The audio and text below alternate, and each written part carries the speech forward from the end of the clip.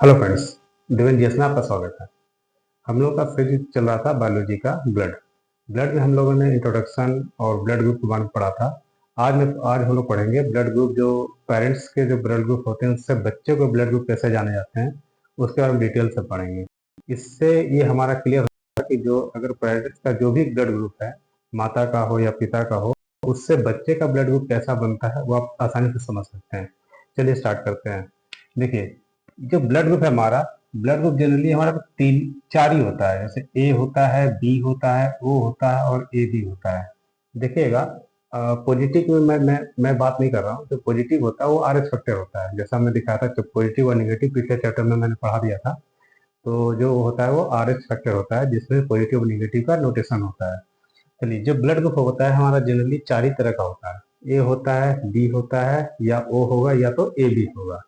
चलिए देखिए, जो कॉम्बिनेशन होता है अगर पेरेंट्स का ए मीन्स किसी का पेरेंट्स है जिनका माता का हो या पिता का हो, अगर हम ग्रुप की बात करें तो ये अगर ए का हो, सिंपली देखिए स्टार्ट करते हैं ए से। तो जी अगर ए हो या उसके साथ कॉम्बिनेशन अगर ए का होता है, मीन्स पेरेंट्स का, अगर माता का हो या पिता का हो, इसमें कोई मतलब नहीं। अगर माता ये है तो पिता ये है तो माता ये है।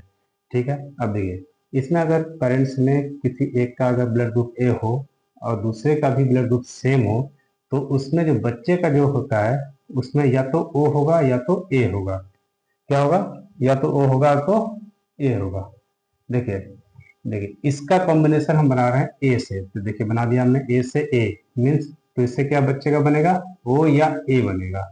देखिए, अब दूसरे बार में ए का हम बना रहे हैं बी से। ध्यान दीजिएगा, इसमें ए का बना रहे हैं बी से, मीन्स अगर पेरेंट्स में किसी एक का ए हो, अगर किसी दूसरे का पेरेंट्स का बी हो, मीन्स अगर ए और बी का कॉम्बिनेशन बनता है तो उससे बच्चे का जो जन्म होता है उसमें हमारे ब्लड ग्रुप की या तो ए होगा या तो बी होगा या तो ओ होगा या तो ए होगा। देखिए, फिर तीसरी बार में जो कॉम्बिनेशन बना रहे हैं ए का, ए का अब किसी ए से हो गया, ए का बी से भी हो, अब का से बना रहे हैं ए का ओ से कॉम्बिनेशन, या तो होगा या तो ओ होगा। ठीक है। आगे देखिए, अब बचा क्या हमारे पास में? ए बी ओ और ए बी बच गया। ए का ए से हो गया, ए का बी से हो गया, ए का ओ से हो गया और ए का ए बी से होगा। ए का जब ए बी होगा तो क्या होगा? ए होगा या तो बी होगा या तो ए बी होगा। इसमें जो है ओ से हमारा संपर्क नहीं होता। इसका मतलब अगर ए बी है, जिसमें अगर ए बी रहेगा और ओ का, इन दोनों का जो है 36 का आंकड़ा है, ये कभी साथ में नहीं रहते। ये मैंने पिछले टॉपिक में पढ़ा दिया था। आप पिछले वीडियो देखेंगे तो समझ में आ जाएगा कि ए और ए बी और ओ में कॉम्बिनेशन क्यों नहीं बन पाता है। चलिए आगे देखते हैं। ये जो हमारा बी है, अब बचा बी हमारे पास। बी का अगर ओ से, बी का देखिए, बी का ए से बनाएंगे तो बी का ए से तो बना हुआ है ये चीज। ये या तो इधर का हो या तो इधर, कोई फर्क नहीं पड़ता है। देखिए, बी का अगर ए से बनाते हैं, ए से तो बना हुआ है तो क्या बनेगा? या तो ए रहेगा या तो बी रहेगा या तो ओ रहेगा या तो ए बी रहेगा। ठीक है। अब देखिए, बी का क्या बच गया? बी से, बी का बी से अगर कॉम्बिनेशन हमारा बी का बी से रहेगा तो हमारा बच्चे का जो ब्लड ग्रुप बनेगा या तो बी बनेगा या तो ओ बनेगा। ठीक है। आगे बढ़िए, अब क्या बचा हमारे पास? देखिए, ए का ए से हो गया, ए का बी से हो गया, ए का ओ से हो गया, ए का ए बी से हो गया। चार ही ग्रुप हमारे पास है, इसी का ना कॉम्बिनेशन बनेगा। या तो माता पिता में किसी का भी एक B C, A B O और ए बी रह सकता है। चलिए आगे बढ़िए, यहाँ देखिए बी, बी जो अगर है, ये बी, बी से अगर क्या बच गया हमारे पास? A B. बी का सारा कॉम्बिनेशन हो चुका है, बी का क्या बच गया? A B. ठीक है। तो जो बी का अगर ए सी ए बी से मिलाएंगे तो हमारा ए बी या ए बी बचेगा। हमने बताया था कि ए बी का अगर किसी पेरेंट्स का, दोनों या माता पिता में किसी का भी अगर ग्रुप ए बी हो तो कभी ओ नहीं हो सकता है। किसी का भी, या तो माता का ए हो, अगर पिता का ए बी हो, या माता का ए बी हो या पिता का ए बी हो, तो कभी भी बच्चे का ओ ग्रुप नहीं हो सकता है। चलिए ये देखिए, फिर से देखिए, बी का अगर ए बी से मिलाएंगे तो क्या बनेगा? ए बी और ए बी बनेगा। ठीक है। अब बच गया हमारे पास में ओ का कॉम्बिनेशन। ओ का ए से मिलाएंगे, ओ का हमने ए से हमने यहाँ मिला चुका है, यहाँ पहले ही मिला दिए थे। ओ का बी से यहाँ हमने पहले ही मिला दिया है। अब ओ का क्या बचेगा? ओ से। तो O का अगर O से बनता है तो हमारे पास हमेशा ब्लड ग्रुप O ही आएगा। किसी पेरेंट्स में माता पिता मीन्स मेल और फीमेल का अगर ग्रुप हमारा सेम हो जाए मीन्स O या O ही रहे तो हमारा बच्चे का भी जो होता है ग्रुप हमारा O ही हो, O या O ही होता है, सेम ही होता है, वही होता है। O का किससे बच गया हमारे पास में? O का AB से बच गया। अब देखिए हमने बताया था पहले ही कि AB का O से कोई कॉम्बिनेशन नहीं होता है। देखिए O का अगर AB से कॉम्बिनेशन होगा तो ना तो O बनेगा ना तो AB बनेगा। ठीक है, तो क्या बच गया हमारे पास? ना ये बनेगा ना ये बनेगा, तो क्या बचा हमारे पास? A या B बचा। ठीक है, आगे देखिए अब क्या बच गया लास्ट में हमारे पास? AB। ध्यान दीजिएगा AB बच गया। AB का A से कॉम्बिनेशन हो चुका है, देखिए हो चुका है। AB का B से कॉम्बिनेशन हो चुका है, ये यहाँ हो चुका है। AB का O से हो चुका है, ये यहाँ हो चुका है। अब क्या बच गया? सिर्फ ही बचा ना AB का AB से। तो AB का अगर AB से निकालेंगे तो बचेगा क्या? बनेगा क्या? A होगा या तो B होगा या तो AB होगा। O तो कभी हो ही नहीं सकता। दोनों माता पिता में से किसी एक का भी अगर ब्लड ग्रुप AB रहेगा तो O कभी नहीं हो सकता उस संतान का।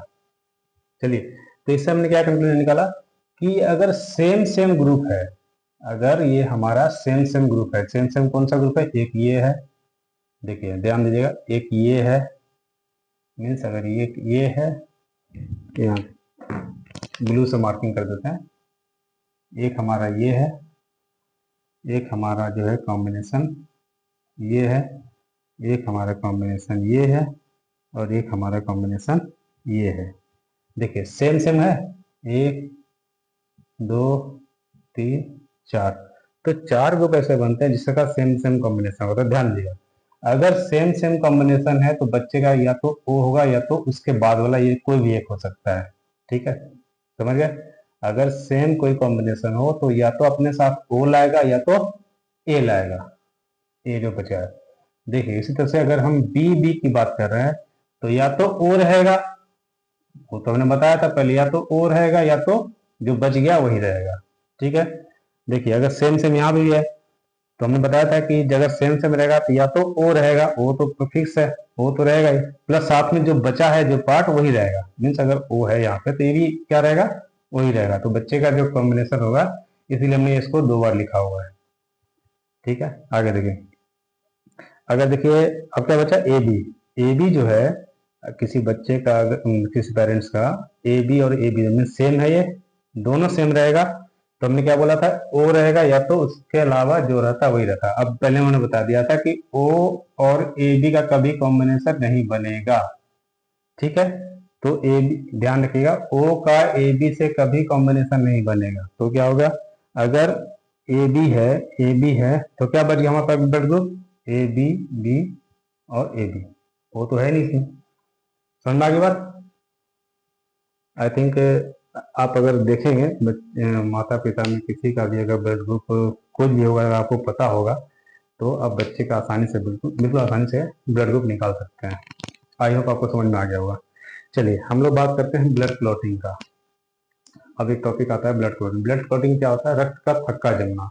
मीन्स अगर कहीं कुछ कट जाता है हमारा, कटने से क्या होता है देखिएगा, उसमें कुछ समय ही बाद वो खून जो है जम जाता है। ठीक है, तो जमने के प्रोसेस को ही रक्त का थक्का बनना कहते हैं, जिसका एक नाम होता है कैस्केडिंग प्रोसेस। तो रक्त के जमने की विधि को हम कहते हैं कैस्केडिंग प्रोसेस। ठीक है, ये जनरली 4 स्टेप्स में होता है। पहला स्टेप देखिए, अब आगे देखिए, थ्रोम्बोसाइट। हमने पहले ही टॉपिक में पढ़ा दिया था, जो हमारा जो क्या बोलता है कर्सल्स मीन्स रुधिराणु, रुधिराणु में जो WBC RBC और प्लेटलेट्स होते हैं। तो रुधिराणु में जो RBC का आपने सुना था, जो उसका था एरिथ्रोसाइट्स, उसका नाम क्या था? एरिथ्रोसाइट। ध्यान रखिएगा, पहले वीडियो मैंने बता दिया था, जो RBC का नाम होता है एरिथ्रोसाइट, WBC का नाम होता है ल्यूकोसाइट। जैसे ल्यूकोमिया बीमारी होती है, ल्यूकेमिया ध्यान रखिए, ल्यूकेमिया मीन्स WBC। उसके बाद जो मैंने बताया था प्लेटलेट्स, क्या प्लेटलेट होता है हमारे पास? प्लेटलेट होता है क्या है? थ्रोम्बोसाइट। तो ये बेसिकली क्या है? ये हम प्लेटलेट है, प्लेटलेट है। तो थ्रोम्बोसाइट क्या होता है? ब्लड में क्या होता है? ब्लड प्लाज्मा हमारा है और हमारा होता है अणु, हमारा कण होता है, सॉलिड। तो ब्लड होता है होता है, ठीक है। हमारा पानी और चीनी मिश्रण हो गया, तो उसमें फ्लो में सॉलिड पार्टिकल अगर फ्लो करता है तो उस पार्टिकल है वही प्लेटलेट्स और बीसी और आरबीसी है, और जो लिक्विड हमारा क्या है, प्लाज्मा है। तो इसमें क्या है, इसमें हमारा क्या है, प्लेटलेट्स है। ये क्या सॉलिड पार्टिकल है। ऐसे ही क्या है, जो जो ब्लड होता है अंदर में, तो जैसे वो क्या कहता है, वो प्लाज्मा है, वो प्लास्टिक जो थ्रोम्बोसाइट है, मीन थ्रोम्बोसाइट जो प्लेटलेट्स में मौजूद होता है, थ्रोम्बोसाइट का नाम ही है, प्लेटलेट थ्रोम्बोसाइट है। तो जैसे ही थ्रोम्बोसाइट प्लेटलेट का वो बाहर निकल हवा के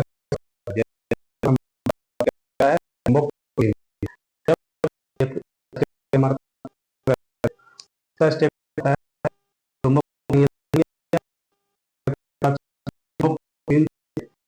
शरीर में हमारे वो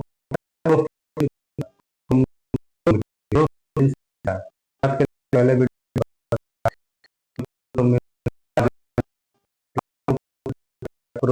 और प्रोथ्रोम्बिन और दूसरा क्या था हमारे पास, ये थ्रोम्बिन, सॉरी प्रोथ्रोम्बिन और फाइब्रिनोजिन, दो प्रोटीन पाए जाते थे, प्रोथ्रोम्बिन फाइब्रिनोजिन। ध्यान रखिए, दो प्रोटीन पाए जाते थे, प्रोथ्रोम्बिन और फाइब्रिनोजिन।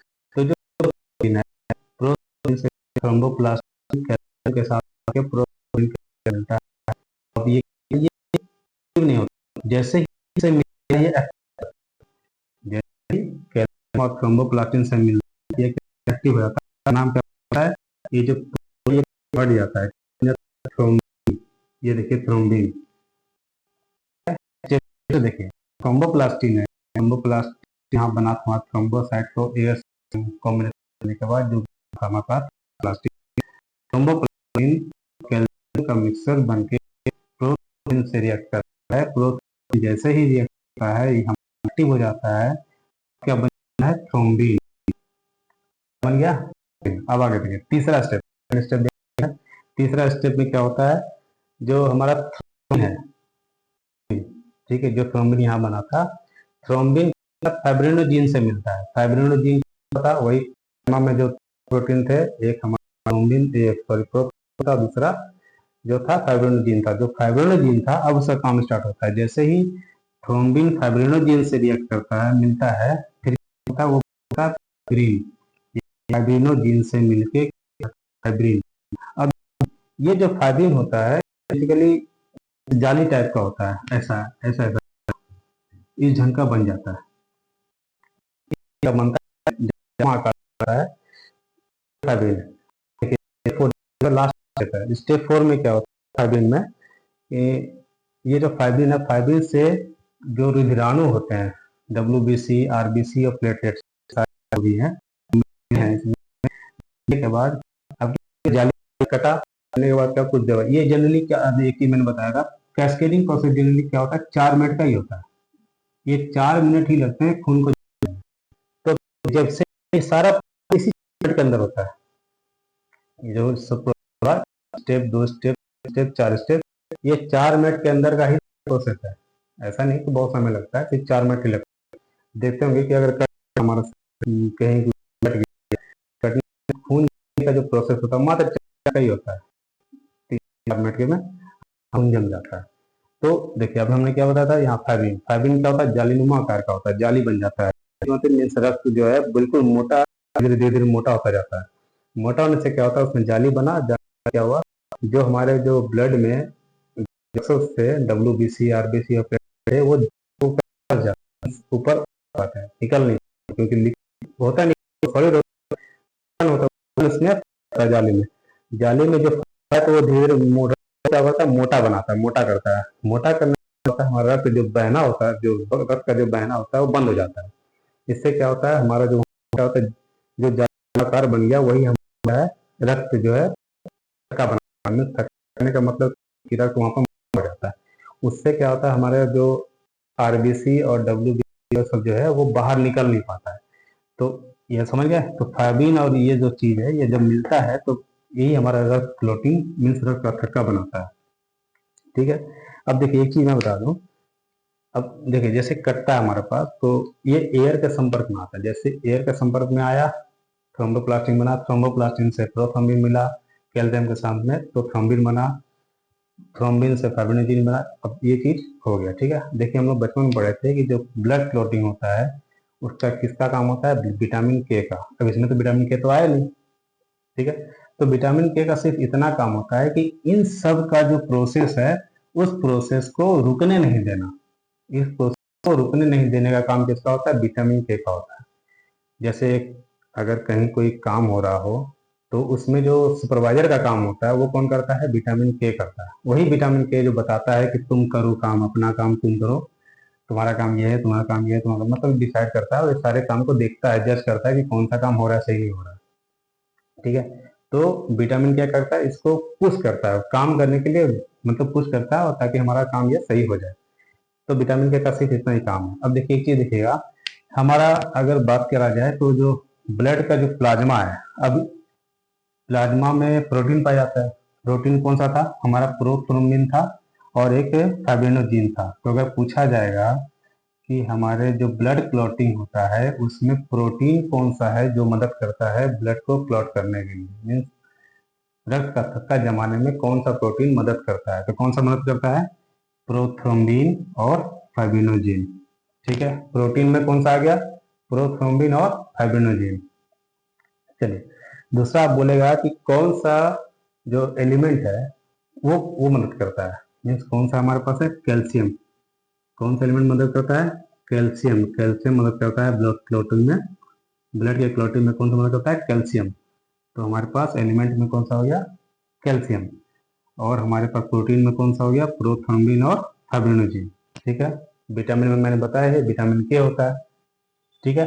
चलिए और अब बात करते हैं ये जो प्लेटलेट्स है, रुधिराणु। अब कौन सा रुधिराणु हमारा मदद करता है, रुधिराणु मीन्स कौन सा याद करिएगा, WBC, RBC और प्लेटलेट। तो इसमें हमारा कौन सा मदद कर रहा था, प्लेटलेट। यही प्लेटलेट है जो कि डेंगू में मीन्स रिएक्टेड कर जाता है, मीन्स डेंगू में इफेक्टेड होता है, यही थ्रोम्बोसाइट होता है डेंगू में, ठीक है। पता होगा डेंगू में प्लेटलेट्स इफेक्ट करता है, तो ये प्लेटलेट ही है, ये थ्रोम्बोसाइट प्लेटलेट्स है। तो बोला जाए कि कौन सा रुधिराणु मदद करता है ब्लड के क्लॉटिंग करने में, तो कौन सा करता है, प्लेटलेट। समझ में आ गया, तो ब्लड क्लॉटिंग आपको समझ में आ गया होगा। अच्छा देखिए शरीर में बाहर जैसे ब्लड निकला तो वो तो ब्लड क्लॉटिंग हुआ, ठीक है, उसको जमाने के लिए ये सारे काम हो गए। अब शरीर के अंदर ही अगर जम जाए, शरीर के अंदर ही अगर जम जाए तो ऐसे स्थिति में क्या होता है, वो हेमरेज कहलाता है। हेमरेज आपने देखा होगा, ज्यादातर आप सुनेंगे ब्रेन हेमरेज होता है। ब्रेन हेमरेज कैसे होता है, क्योंकि शरीर का जैसे हमारा दिमाग है, दिमाग में नस पतला होता है, दिमाग में क्या होता है, नस पतला होता है। जहां अगर उसमें एक शरीर में एक आपका पाया जाता है हेपरिन, जो कि ब्लड को जमने से रोकता है। शरीर के अंदर में जो ब्लड होता है, जो सर्कुलेट होता है, उस सर्कुलेशन को रोकने का काम किसका होता है, हेपरिन का काम होता है। अब हेपरिन जो होता है वो एक्टिव रहता है। कभी कभी क्या होता है, हेपरिन मीन्स अब अंदर शरीर में अंदर कहीं हवा चला गया। हवा कैसे जाता है मैं बताता हूँ। जैसे इंजेक्शन होता है, ठीक है, इंजेक्शन को देखेंगे डॉक्टर लोग थोड़ा सा नीडल मीन्स दबाने के बाद थोड़ा सा उसमें दवाई निकाल देते हैं। निकालने का मेन कारण क्या होता है, हवा। उसके अंदर हवा बिल्कुल नहीं होना चाहिए। अगर हवा थोड़ा सा भी पहुंच गया, ठीक है, अगर कहीं भी अगर सुई लगता है, इंजेक्शन लगता है, तो अगर हवा थोड़ा सा भी पहुंच गया, देखेंगे वो सूज जाता है। सूजने से क्या बोलता है, डॉक्टर बोलते हैं कि इसमें पानी का वो जैसे गर्म पानी से सेकिए तो ठीक हो जाए। तो उस सूजने का कारण क्या होता है, वहां पर हवा पहुंच जाता है। हवा पहुंचने से, अब हवा पहुंचेगा तो क्या होगा, वहां का ब्लड तो जमाएगा। अब देखिए यही चीज हाथ में हुआ, कमर में हुआ, तो हमारा यहाँ का नस मोटा है, कमर का भी नस मोटा है, तो यह तो झेल लेता है। वही अगर नस हमारे यहाँ पर अगर हवा चला गया तो क्या होगा, वह नस हमारा ब्लड को वहां जमाने लगेगा। जैसे हवा से संपर्क में आया, क्या ब्लड को जमाने का कोशिश करेगा। जैसे हवा आएगा वैसे हमारा हेपरिन मर जाएगा, हेपरिन मरेगा। हेपरिन मरने के बाद हमारा ये सारा एक्टिवेट हो जाएगा, एक्टिव हो जाएगा और हमारा वहां पे ब्लड जमाएगा। तो जो जमाएगा तभी उससे क्या होगा, हमारा यहाँ पर बिल्कुल मोटा टाइप का हो जाएगा। अब नस हमारा यहाँ का कम है, कमजोर है, तो इसमें क्या होगा, हेमरेज कहला, इसीलिए कहते हैं हम लोग ब्रेन ब्रेन हेमरेज। कभी ऐसा कहा कि हैंड हेमरेज या नेक हेमरेज, ऐसा कुछ कहा नहीं है। तो ब्रेन हेमरेज कहलाता है। क्यों, क्योंकि वहां पे नस जो है, नस में खून जो जो सर्कुलेट हो रहा है ब्लड, वो हमारा ब्लड सर्कुलेशन वहाँ जम जाता है। जमने के कारण ही हमारा हेमरेज होता है, इसको कहते हैं ब्रेन हेमरेज। कभी कभी ज़्यादा हो जाता है जिससे कि व्यक्ति की मौत भी हो जाती है। आई होप समझ में आ गया होगा आपको। देखिए आप जैसे पानी चढ़ाते हैं, ग्लूकोज अगर चढ़ाते हैं किसी पर, देखिएगा ग्लूकोज जैसे डाला तो उसमें थोड़ा सा गैप, मतलब पूरा खत्म नहीं होता है, थोड़ा सा पर ही डॉक्टर क्या होता है रोक देता है पानी। उसमें जब ग्लूकोज ग्लूकोज किसी पर चढ़ रहा हो तो ग्लूकोज खत्म होने से पहले ही उसको रोक दिया जाता है। क्यों? क्योंकि उसमें जरा सा भी हवा पहुंच गया, अगर नस में जरा सा भी हवा पहुंच गया तो वहाँ वो ब्लड को जमाने लगेगा। जैसे ही जमाएगा हमारा वहाँ पर हेमरेज की प्रॉब्लम होगी, जमेगा, वहाँ सूज जाएगा, सूजने से दिक्कत होगी, सर्कुलेशन में प्रॉब्लम होगा, वहाँ जम जाएगा तो आगे का सर्कुलेशन कैसे बढ़ेगा। हमारा ब्लड का जो प्रेशर है 180/20, सॉरी 180/80, 120/80, सॉरी 120/80, 120 क्या होता है जाने का और 80 आने का। तो जैसे जो सर्कुलेशन हमारा जा रहा है, अगर कहीं जम गया तो वो चीज़ तो आ नहीं पाएगा उस हिसाब से, तो हमारा क्या होगा, दिक्कत होगी, मतलब उसमें प्रॉब्लम होगा इसमें। ठीक है, आई होप सारा समझ में आ गया होगा आपको। तो ब्लड क्लॉटिंग यही था आपका, मैंने ग्रुप भी बता दिया, ग्रुप से क्या होता है। किसी पेरेंट्स के ग्रुप से उसके बच्चे का ग्रुप को हम जान सकते हैं, ठीक है, मीन संभावना जान सकते हैं। और फिर बाकी जो प्लस और निगेटिव का जो साइन था, A+, B+, O positive negative, ऐसा जो साइन था वो हमारा RS फैक्टर का है, पिछले वीडियो में मैंने बता दिया था पहले ही। ठीक है, तो आज के लिए बस इतना ही। Thank you.